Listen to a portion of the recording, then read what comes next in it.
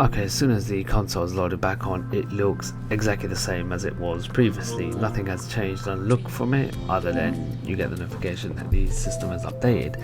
So if we head on over to the settings of the console, and we will get some more information about exactly what's been updated and some of the new features in the beta program. So if we click on that, it will just basically give you a rundown of all the features that you can now do. So we're going to come back to that one in a second, but for now we're just going to play around with some of the new features that's been added.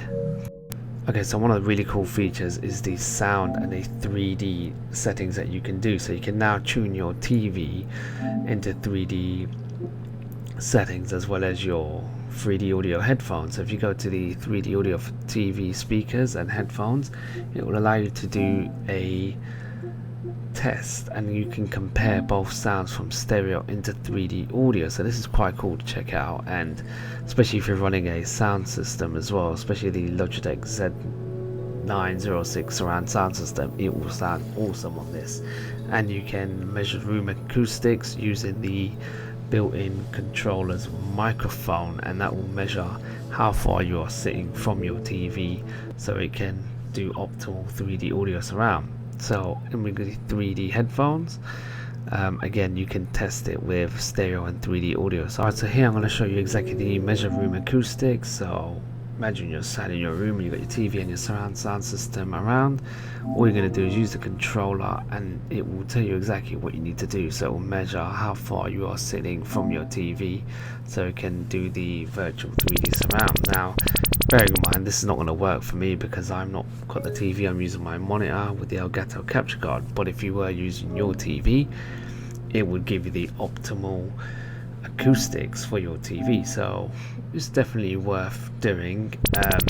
I'll be trying this out with the Logitech surround sound system downstairs to see if it does any real difference to the 3D audio. Okay, this next feature is probably my favorite one they've added, and that's the voice command preview. Now what this does is basically turns your PS5 into a mini series. So using the controller, the built-in microphone, you can now say commands direct to your PlayStation. So just by using the word "Hey PlayStation," very similar to "Hey Siri," you can ask your PlayStation to do different things. So that's load up games, go to settings, send messages to your friends, whatever it is. And whenever you say "Hey PlayStation," you will see the little screen appear in the corner, and we can ask different commands. So I've asked it to take me to the home screen, and it does that. Okay, next up is a big feature that has been asked from the community, and that is 1440p output with 120 Hertz support. Now you can see here it's all set to automatic, which basically means you can now connect your PS5 to a high-end gaming monitor and have it outputting at 120 Hertz. Now unfortunately my monitor or my TV doesn't output at 120 Hertz, but if you have a gaming monitor that is 1440p and supports 120 Hertz, then you can connect your PS5 to it and you can experience some really cool high refresh rates, HDR, and awesome quality, just like you would be on gaming on a PC. So that's a really cool feature that's been added. Hey PlayStation, open settings, and you can see it does that. And I can also ask it a load of other things. So hey PlayStation, open PlayStation Store, and it will show you a list of different things. So again, hey PlayStation, play Gran Turismo 7. You can ask it to play games and all sorts of different other things. So we're going to change that. So hey PlayStation, take me to home screen.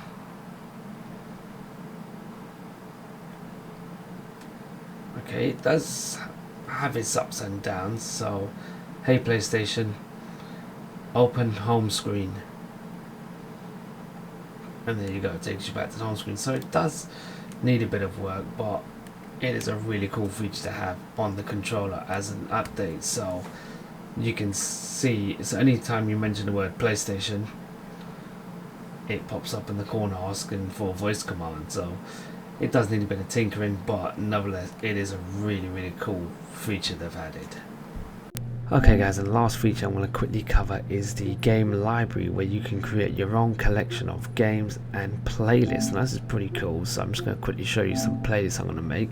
So these are all pretty much my games I've downloaded over the years, both on the PS4 and the PS5. So if you just scroll down and select, I'm just going to select 3 games. So we're going to do Drive Club, God of War, and both GTAs, because why not, just as an example. So once you've selected your games, you just click go to add, and you can make a playlist for it. So we're going to name this one as most played, just for an example, and you'll see exactly what it does. It makes a playlist, so it's easier for you to locate your games and that sort of thing. It's pretty cool. Not sure why it wasn't added to even begin with. It just seems something normal, but you'll see what it looks like here.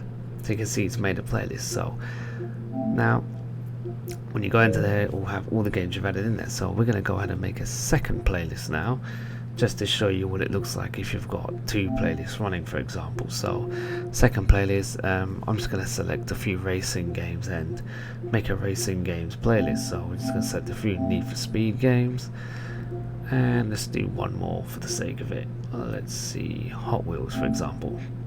Right, now I'm going to add that to the playlist, and I'm going to call this one, let's call it Racing, and I will show you how both playlists look. And so rather than scrolling through your hundreds of games, if you've got that, you can just bunch them all into different playlists so they're easily accessible. So you can see I've made Racing and most played.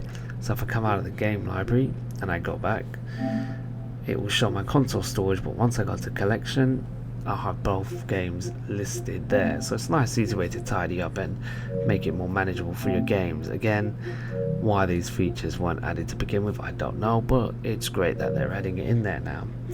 And lastly, I'm just going to show you the PS5 beta, some more information about the software update. Feel free to read it in your time if you want to pause the video and just have a look at all the features it covers.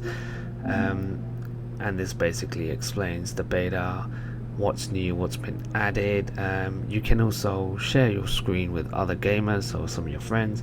You can do game sharing, so you can see their screen and things like that. Unfortunately, I can't show you that right now because unfortunately most of my friends don't have PS5s, and I can't show you how that feature works, but you get the picture. There's quite a lot in this beta, and as time goes on they will be adding and improving things. So far it's been really good, some welcome changes. I really like the voice control and the game playlist. The 1440p 120 Hz is a welcoming addition, and I'm sure a lot of gamers will be very happy with that. But until the next time guys, hope you enjoyed the video. Please don't forget to like and subscribe, and I'll be back with some more awesome content. Thank you all for watching.